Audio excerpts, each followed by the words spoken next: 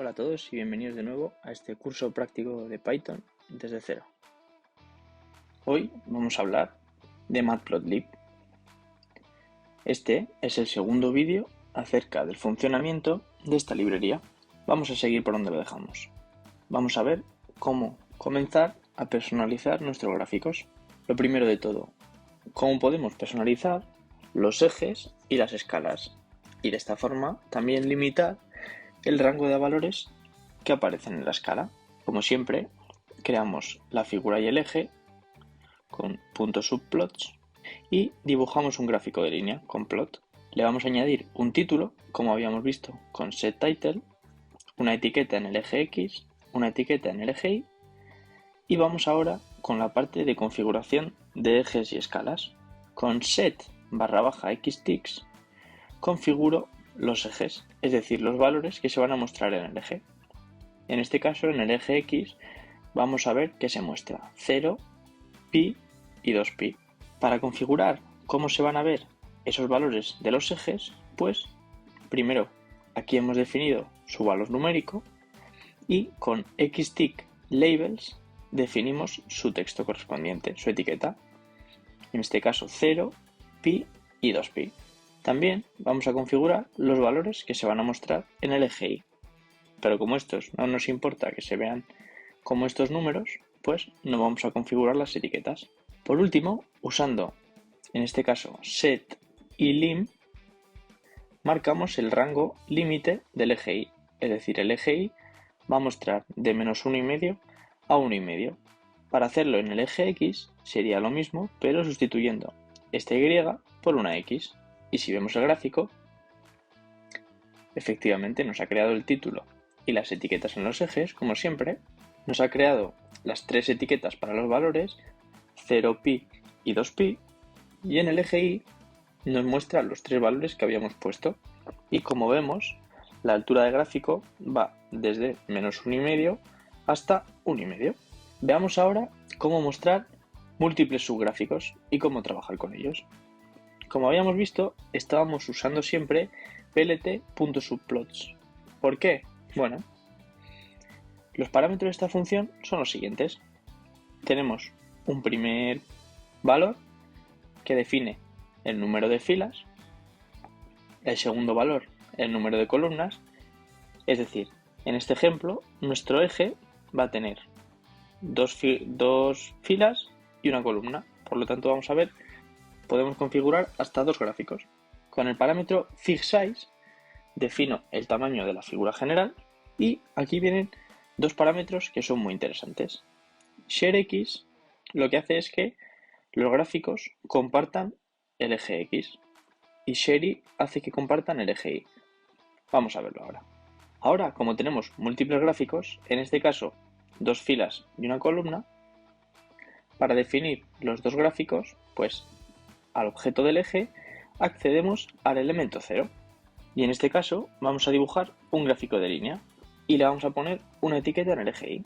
Y en el eje, en el elemento 1, vamos a dibujar otro gráfico de línea diferente que va a tener otra etiqueta en el eje Y. Para personalizar el título no del gráfico, sino de la figura, utilizamos fig.subtitle. Ahora vamos a ver la diferencia entre ponerle el título a la figura general y al gráfico. Si mostramos el gráfico, vemos que tenemos dos gráficos que comparten el mismo eje X con un título de la figura, uso de múltiples subgráficos. Vamos a ver ahora que si al gráfico en la parte superior le añadimos un título, vemos que el subtitle le ha añadido el título general a la figura y el title le ha añadido el gráfico particular a esta subfigura. A esta subfigura, aunque compartan el eje X, le podemos añadir una etiqueta. Por ejemplo, vamos a añadirle la etiqueta de eje X. Y vemos que podemos acceder perfectamente. En este caso, hemos utilizado únicamente dos gráficos, pero podríamos hacerlo si queramos. Vamos a ver otro ejemplo. Vamos a ver qué pasaría si en caso de utilizar una columna, utilizáramos dos. Bueno, como podemos imaginar, la nomenclatura de indexación que utilizábamos ya no nos sirve. Ahora hay que marcar dos corchetes, uno con las filas y otro con las columnas, donde definimos el índice de cada uno de ellos. En este caso, en la posición de índice de fila 0, índice de columna 0, es decir, este primer gráfico, vamos a dibujar el gráfico de líneas. En el índice de fila 1 y de columna 0, el segundo gráfico rojo.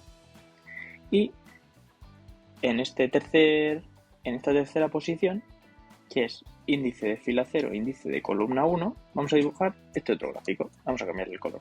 Y vemos que funciona perfectamente. Hay que tener en cuenta que por definir una columna de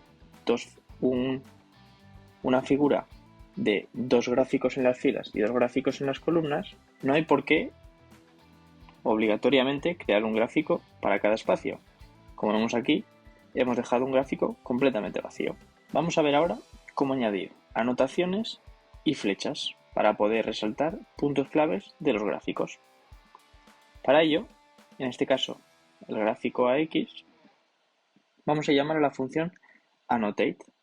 Annotate le pasamos el texto que queremos introducir, la coordenada donde queremos que acabe la flecha, en este caso va a acabar aquí, y la coordenada donde va a estar situado el texto, en este caso aquí arriba. Editando el parámetro arrowprops definimos cómo va a ser nuestra flecha. En este caso queremos que sea negra y si lo mostramos vemos que en el punto máximo hemos dibujado una flecha negra con un texto asociado que pone máximo. Vamos a ver ahora cómo trabajar con datos y con fechas. Lo primero, vamos a formatear las fechas de los ejes. Como siempre, vamos a crear dos arrays, uno numérico y uno con fechas, y vamos a crear un gráfico de líneas donde las fechas van a ir en el eje X y los valores en el eje Y, y vamos a añadir unos marcadores. Después, vamos a formatear las fechas para que sigan un formato año, mes, día, ya que si vemos, por ejemplo, un valor de estas fechas, vemos que también tiene esta estructura, es decir, aparte de año, mes y día, tiene horas, minutos y segundos. Y de esta forma, utilizando el date formatter, pues podemos formatearlo. Vamos a ver qué pasaría si lo quitamos. Si lo ejecutamos, vemos que por un lado el formato de las fechas no es visible y además incluye la parte de hora, minutos y segundos. Pero si primero personalizamos el formato de las fechas y posteriormente utilizando esta función autoFormatXDate, es decir, que formatea directamente las fechas, esta función sirve para ajustar la rotación para que se puedan leer correctamente. Vemos que si lo ejecutamos ahora, automáticamente nos ha inclinado las fechas de tal forma que se vean adecuadamente. Aquí podemos ver otro ejemplo de una serie temporal, donde es un gráfico de líneas en el que hemos automatizado el formato de la fecha para que se vea adecuadamente. Vamos a ver cómo podemos ahora interactuar con los gráficos utilizando una cosa que se conoce como widgets interactivos.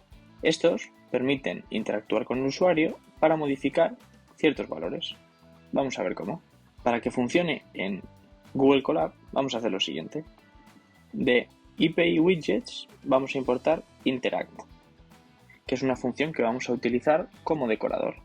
Vamos a definir una función donde se va a dibujar el gráfico de la misma forma que siempre, pero que los valores en Y dependan de tres parámetros: amplitud, frecuencia y fase, que son los tres parámetros de lo que depende una función senoidal.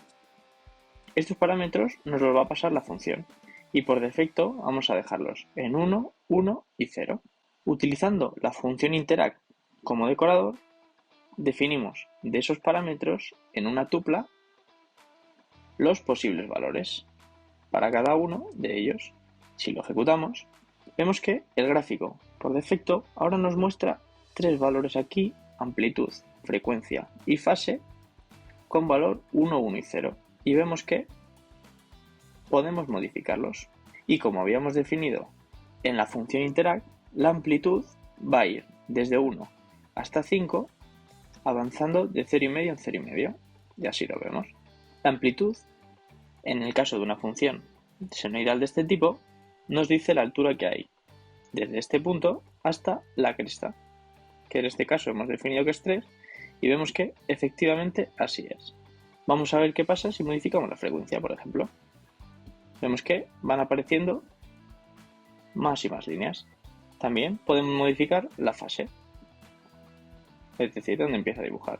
De esta forma podemos permitir al usuario interactuar con los gráficos de manera muy sencilla. Vamos a ver ahora cómo exportar los gráficos y aplicar estilos. Lo primero de todo, ¿cómo podemos guardar los gráficos? Bueno, muy sencillo. Simplemente utilizando plt.savefig indicamos el nombre del archivo con su terminación y podemos guardarlos como PNG, como PDF, como SVG. Y si nos vamos a nuestros archivos, vemos que nos ha guardado 3 archivos, que los podemos ver y vemos que efectivamente aquí tenemos nuestro gráfico en PDF, por ejemplo. ¿Cómo le podemos aplicar diferentes estilos y temas a los gráficos para modificar su apariencia? Bueno, es muy sencillo. Simplemente, antes de dibujar cualquier gráfico, llamando a plt.style.use, a este método le pasamos como una cadena de texto el estilo que queremos aplicar. Por ejemplo, este Seaborn Dark Grid. Y vemos que tiene este estilo. Si utilizamos otro, vemos que nos va cambiando el estilo. Existen muchísimos estilos y os invito que si buscáis alguna visualización en particular con un estilo determinado, miréis la documentación de la librería, ya que hay muchos estilos que se pueden adaptar igual a vuestras necesidades. Y hasta aquí el tema de los gráficos con Matplotlib. Como habéis visto, las posibilidades que nos da esta librería son casi infinitas, y eso que solo hemos tratado los temas más básicos de esta librería. En el siguiente vídeo veremos otra librería de visualización, Seaborn, que es especialmente útil cuando estamos hablando de datos en un formato de data frame, ya que tiene mucha interactividad con la librería Pandas. Como siempre, espero que os haya parecido interesante el vídeo y os haya gustado. Os dejo el enlace a los documentos en la descripción y como siempre, hasta la próxima.